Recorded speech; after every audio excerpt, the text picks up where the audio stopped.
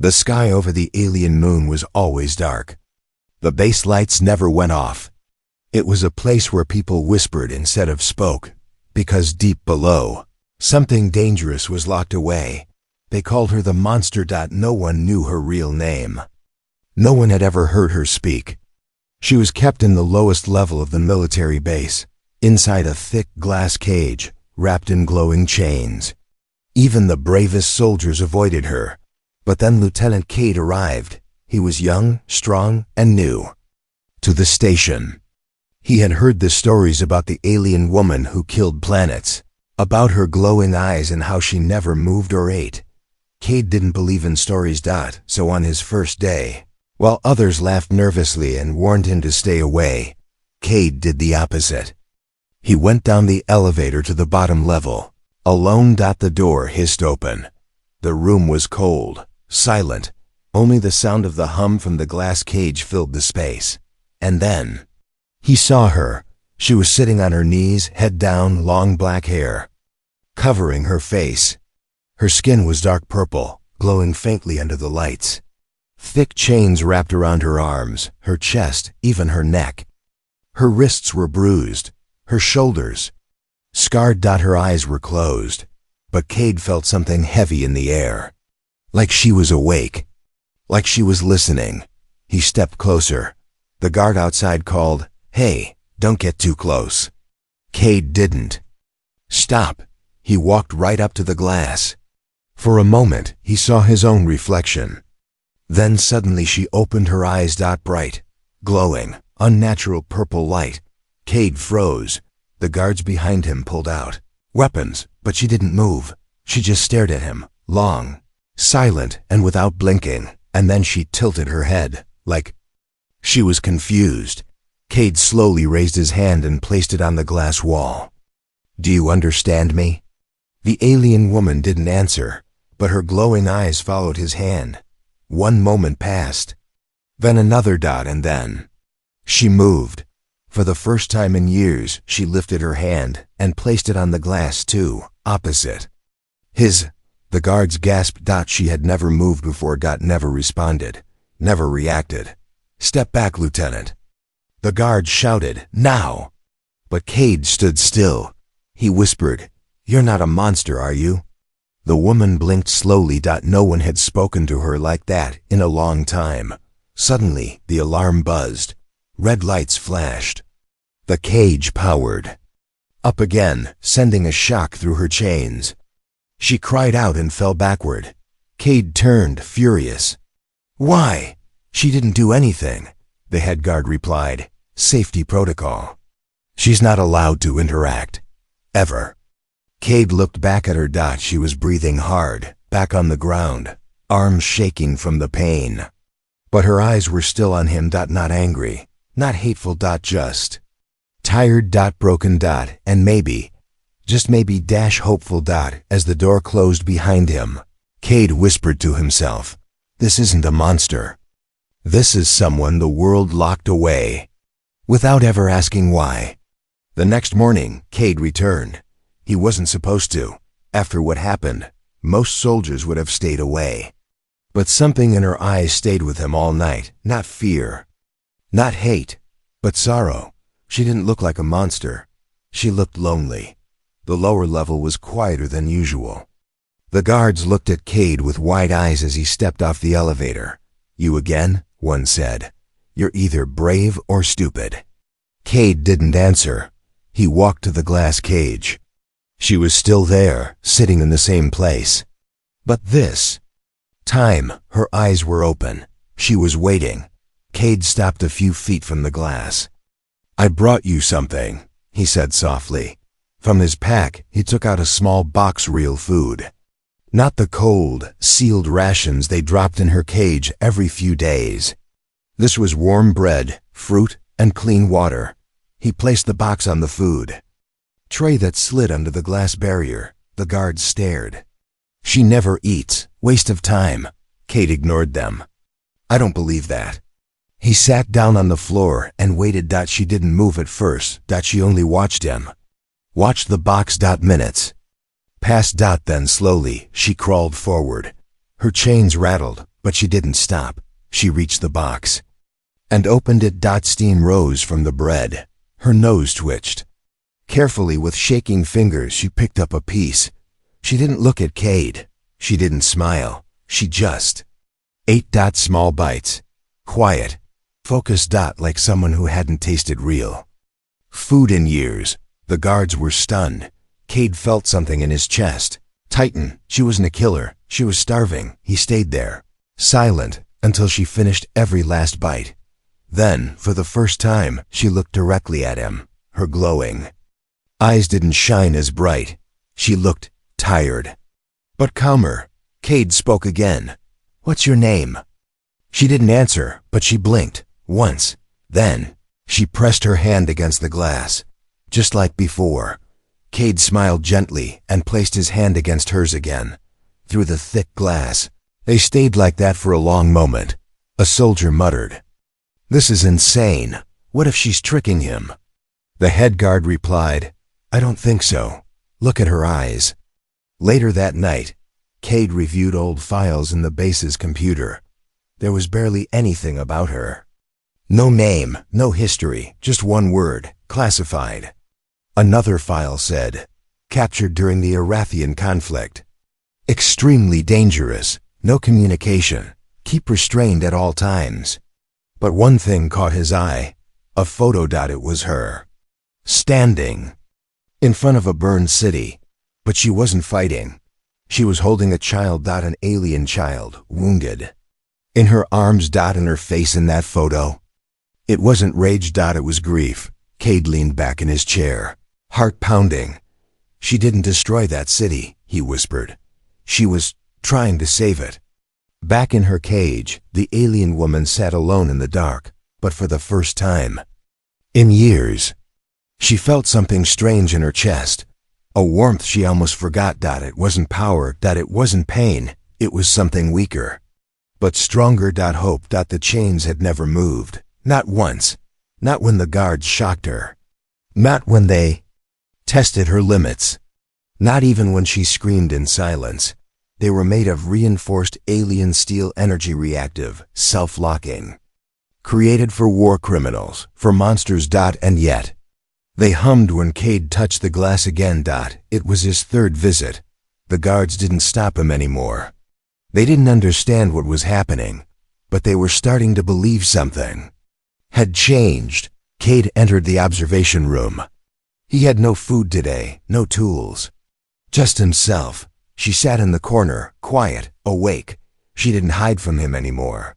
She waited. "Hi," he said gently. "I know you can't answer, but maybe you can listen." He stepped closer to the glass.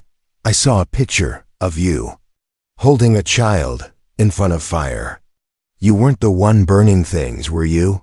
Her head tilted slightly. Her eyes glowed, but softer now. Cade placed his palm on the glass again, and then something happened. The chains glowed. Faintly. Just a flicker. She looked down at them, surprised. So did the guards. What was that? One whispered. Cade slowly said, "Do they react to emotion?" She stood up. Tall, powerful, but not threatening, and she stepped forward.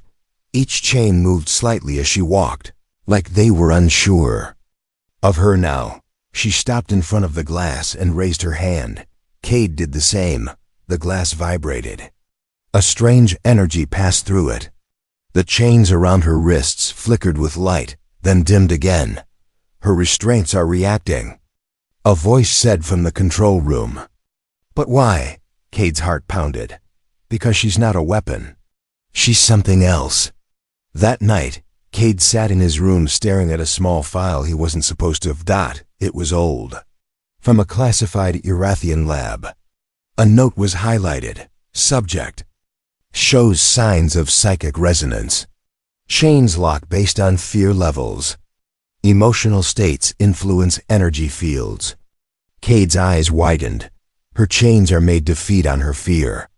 If she ever felt safe, they would weaken. He ran a hand through his hair. She's not being held because she's dangerous. She's being kept afraid on purpose. The next day, he returned with something different, a pencil. And paper. He slid it through the food tray. I thought maybe you could draw, if you wanted. She looked at the paper like it was something from another world.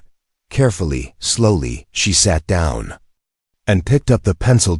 Her hands were stiff, but she moved it, gently, a few lines. A few curves. An image began to form. It was a child, the same one from the photo. Then, beside the child, she drew herself, but not with chains. With open arms. Cade stared at it, stunned. You tried to protect them, he whispered. You weren't their monster. You were their guardian. She looked up at him, and for the first time, something new entered her glowing eyes. Tears. One rolled down her cheek. It sparkled, faint and silver. And the chains? They shivered. One link at her ankle cracked. Tiny, barely visible. But it was real. In the shadows above, behind cold cameras and silent screens, someone was watching. Someone who didn't want those chains to ever break. And he had just seen his worst fear begin. Hope. Cade couldn't sleep. Not after what he saw. Chains that cracked. Tears that glowed. A creature the world feared. Showing kindness and pain. He knew now something wasn't right. The next morning, he didn't go to her cage. He went to the base's restricted archive room. His military clearance allowed him part way in. The rest, he would have to take by force or by trick. Luckily, Cade had always been better with brains than guns. He tapped into the locked system and searched the hidden files under her. Codename, subject-delta9x. File. After file opened, most were blank. But one folder was marked, top priority, do not disclose. He hacked it. Inside were video logs. The first played the alien woman before the chains, standing in front of a ruined city, her hands raised in peace. Children ran behind her. One clung to her leg. Then human soldiers opened fire. Screams, smoke, panic. She tried to shield the children, but it was too late. The next video, military officers speaking. She survived. She resisted. We lost 3 soldiers. Chain her. Isolate her. She's too powerful to risk. She could be useful if we control her emotions. Cade leaned back in horror. They didn't fear her because she attacked them. They feared her because she didn't, because she felt, because she cared, because they couldn't break her soul. Later that night, he visited her again. No food, no tools, just the truth. He sat by the glass and whispered, I saw the files. I know what they did, what they took from you. She stayed still, but her eyes burned brighter than ever. He held up a photo, the one from the logs, the child standing beside her. Her hands trembled. He was yours, Cade said. Wasn't he? Her lips parted. No sound came. But she slowly nodded once, and then she placed her hand on the glass again, not like before. This time, her fingers spread wide. Cade did the same, and something incredible happened. The chains sparked. Then one link snapped. The room trembled slightly. Guards ran in, shouting, Step back! They pointed weapons. Cade stood in front of her, arms out. She's not attacking. She's breaking her chains. She's remembering who she is. Cade shouted, and it's not a monster. The alarms began to flash red. From the speakers came a cold voice.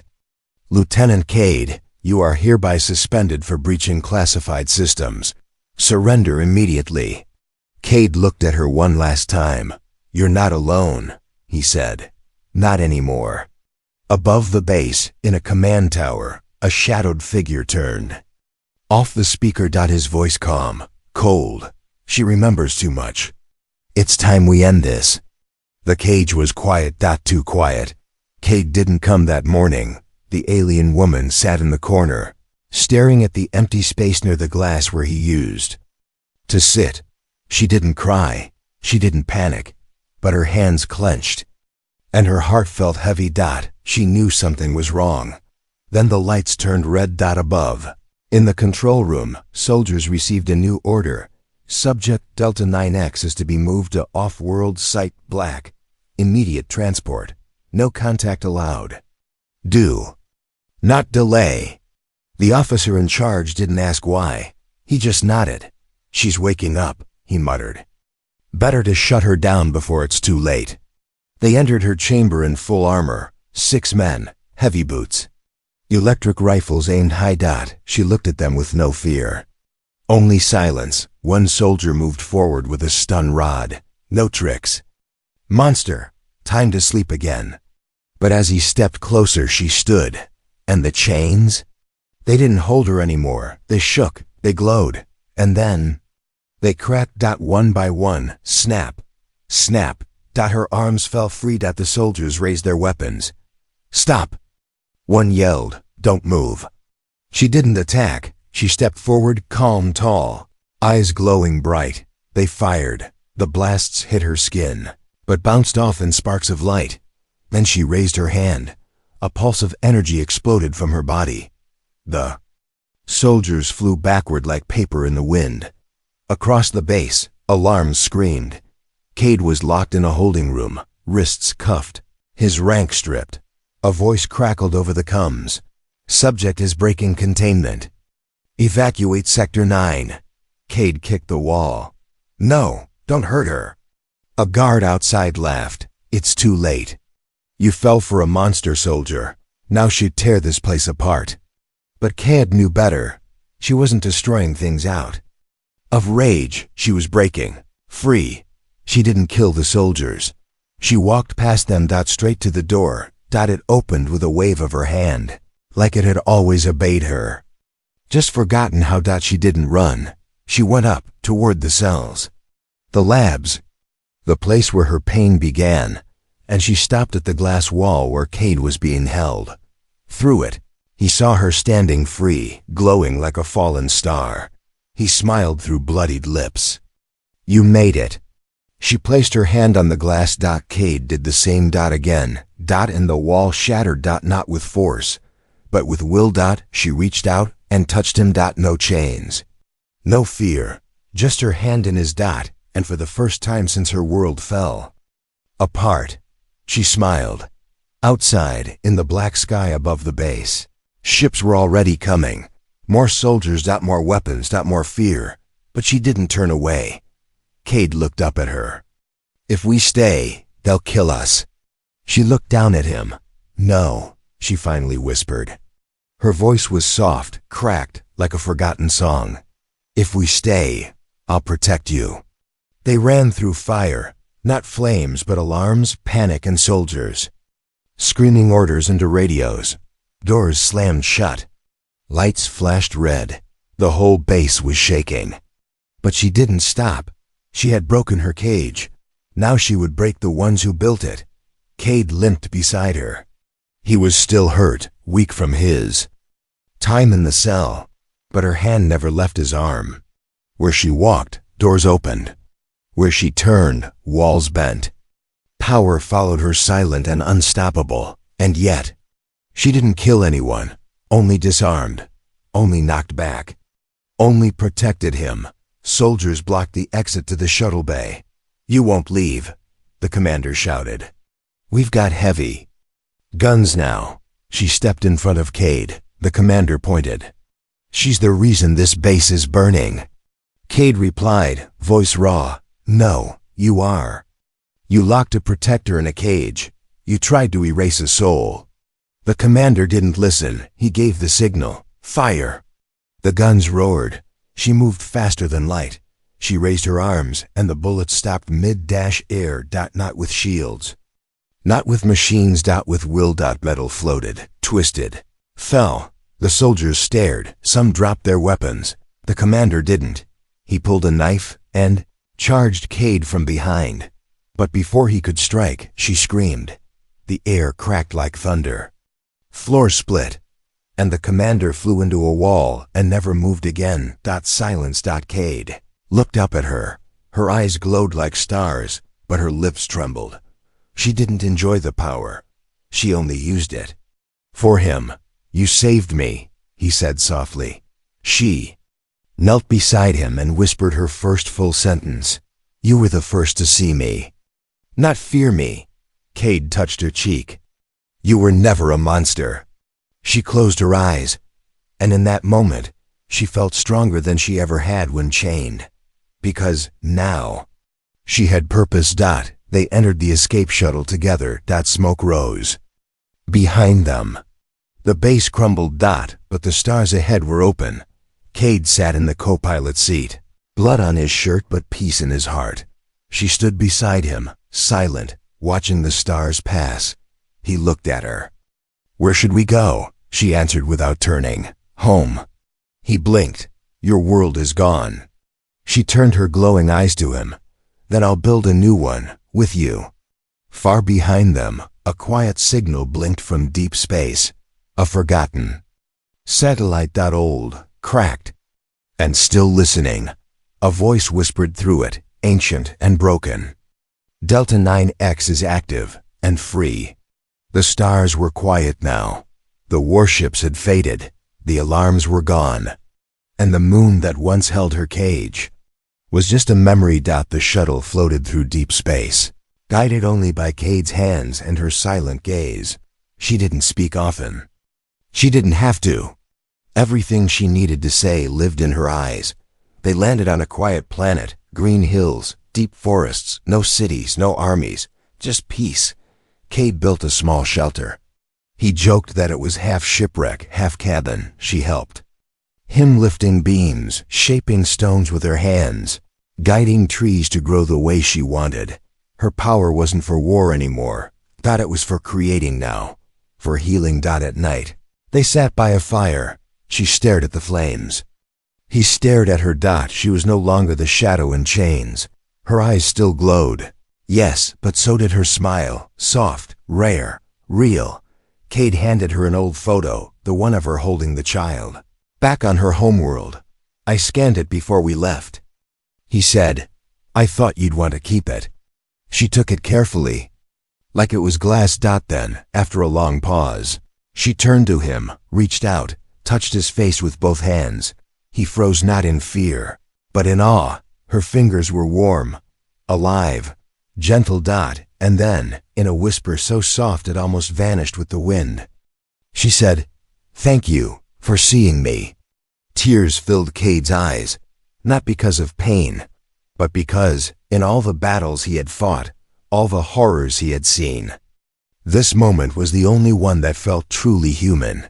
The next morning, she stood on the hilltop, eyes on the sky. A light blinked far above. A ship. But not human. Something older. She turned to Cade and said calmly, They're calling me. Your people? He asked. She nodded. Or what's left of them? Cade stepped beside her. Do you want to go? She looked at him, her voice quiet. Only if you come with me. He smiled. I never planned to leave your side. They watched the stars together, one labeled a monster, one called a traitor. But together, they were something new. Not prisoners, not soldiers, just two souls who finally found a reason to live.